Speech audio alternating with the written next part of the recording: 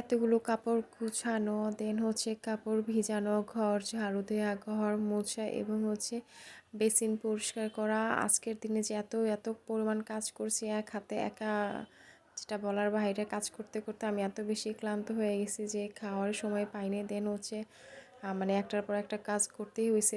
সব শেষে কী করলাম, গোসল করার পর ভাবলাম একটু স্কিন কেয়ারটা করে নিই, যেহেতু অনেক কাজ করছি, ময়শ্চারাইজার না ইউজ করলে তো হবে না। দেন হচ্ছে ভাবলাম একটু তো খাই, কিছু একটা তো খেতে হবে, না খেলে তো চলবে না, ক্লান্ত হয়ে পড়বো। যাই হোক, তার দেন হচ্ছে একটু করে স্যুপ রান্না করলাম, স্যুপটা এখনও খাবো। তো গুড মর্নিং সবাইকে। সকাল সকাল ঘুম থেকে উঠেছি। সকাল সকাল ঘুম থেকে ওঠা বলতে হচ্ছে 1টা বাজে আমি ঘুম থেকে উঠছি, সেটাকে দুপুরই বলে। যেহেতু ছুটির দিন ভাবলাম একটু ঘুমাই। তো উঠেই হচ্ছে এতগুলো কাপড় ছিল, সেগুলোকে সবগুলোকে নিলাম, নিয়ে হচ্ছে একা একা সেই 15-20 মিনিট সময় নিয়ে ভাঁজ করলাম। ভাঁজ করে হচ্ছে সবগুলো হচ্ছে জায়গায় জায়গায় রেখে দিলাম। মানুষ কিন্তু আমরা দুইজন, তারপরে হচ্ছে এতগুলো কাপড় জমে যায়, কারণ আলাদা আলাদা পরতে হয়। আবার শীতের কাপড়, যাই হোক, আপনাদের ভাইয়ার কাপড় হচ্ছে ওর ড্রয়ারে প্লাস হচ্ছে আলমারিতে সবগুলোতে রেখে দিলাম। আর এখানে হচ্ছে আমি কাপড় ভিজাবো। কালকে হচ্ছে আপনাদের ভাইয়া অনেকগুলো কাপড় ধুইছে ওর কাপড়গুলো, তাই এখন হচ্ছে আমি বিছানার চাদর আর একটা সোয়েটার ভিজে এলাম।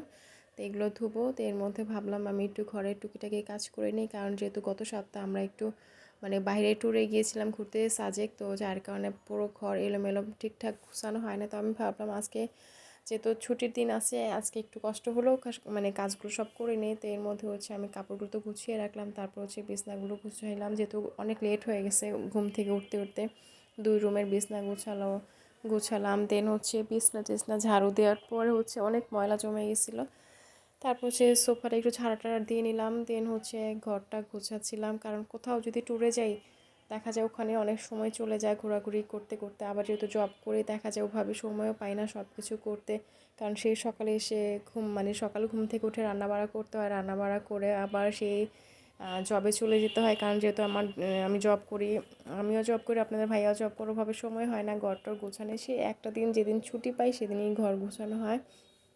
নর্মালি হচ্ছে আমি ছুটির দিনে আমার মানে বাপের বাড়িতে চলে যাই, তো আজকে যাইনি। ভাবলাম গত সপ্তাহে যেহেতু ঘুরতে গেছিলাম অনেক কাজ জমে আছে, তো আজকে সবগুলোই করলাম। রান্নাঘরটাও ক্লিন করে নিচ্ছিলাম, কারণ রান্নাঘরটা ময়লা হয়ে গেছে। আমি বেশি একটা ময়লা করি না, আর আপনাদের ভাইয়া হচ্ছে সবসময় গুছগাছ করে রাখে। যাই হোক, রান্নাঘর গুছালাম, দেন হচ্ছে ঘরটা ঝাড়ু দিলাম এবং সব কিছু হচ্ছে আমি মোছামুছি করলাম। খাট, তারপর হচ্ছে সোফা, দেন আলমারি, সব কিছু। ড্রেসিং টেবিলটা একটু ময়লা হয়ে গেছিলো, ভাবলাম ড্রেসিং টেবিলটা একটু মুছি। তো এর মধ্যে ক্ষুধা লেগে গেছে, তো হাত পা ধুয়ে হচ্ছে আমি ভাবলাম কিছু একটা খাই।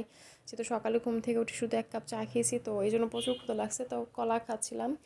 তো ভাবলাম কলাটা খেয়ে হচ্ছে বাকি কাজ করি, কারণ এখানে ড্রেসিং টেবিল পুরোটাও এলোমেলো হয়ে আছে। সব কিছু আমি এলোমেলো করে রাখছি আসার পর থেকে।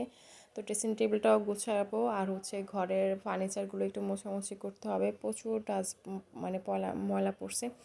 যাই হোক, আমি কিন্তু সব কাজ কাম শেষ করছি, করে হচ্ছে গোসল দিয়েছি। গোসল দেওয়ার পরে হচ্ছে আমি ভাবলাম একটু স্কিন কেয়ার করি, যেহেতু শীতের সময়। আর এই স্কিনও ময়শ্চারাইজারটা অনেক অনেক বেশি ভালো, এটা আমার অনেক পছন্দের একটা ময়শ্চারাইজার, অনেক সফট। সব থেকে বড় কথা হচ্ছে শীতের সময় কিন্তু ময়শ্চারাইজার ইউজ করতে হয়, আর সানস্ক্রিন তো ইউজ না করলেই নয়। অনেকে ভাবে হয়তো বা সানস্ক্রিন শুধু মানে শীতের দিনে কেন, গরমের সময় ইউজ করতে হয়, কিন্তু না, সানস্ক্রিন সবসময় ইউজ করতে হয়। যেহেতু আমি রান্না করতে যাব, তো ভাবলাম সানস্ক্রিনটা একটু দিয়ে নিই। দেন হচ্ছে আমি লোশন আর হচ্ছে একটু ভ্যাসলিন দিয়ে নিলাম। তো এখানে হচ্ছে আমি মুরগি ভিজিয়ে রাখলাম, মুরগিটা ভিজিলে হচ্ছে রাত্রের জন্য রান্না করবো, যেহেতু আপনাদের ভাইয়া রাত্রে আসবে, ও খাবে, তো ভাবলাম রাত্রের জন্য রান্না করে দুপুরে আমি কিছু একটা খাই। তো এর মধ্যেই হচ্ছে আমি কড়াইতে হচ্ছে পানি দিয়ে দিলাম, আর এখানে একটা ম্যাগি নুডলস দিয়ে দিলাম, এটাকে আমি স্যুপ রান্না করব। তো যাই হোক, সারাদিনের পরিশ্রমের পর আমি একটু এখন খাবো। তো আমার ভিডিওটা কেমন লাগছে অবশ্যই কমেন্ট করবেন। আল্লাহ হাফেজ।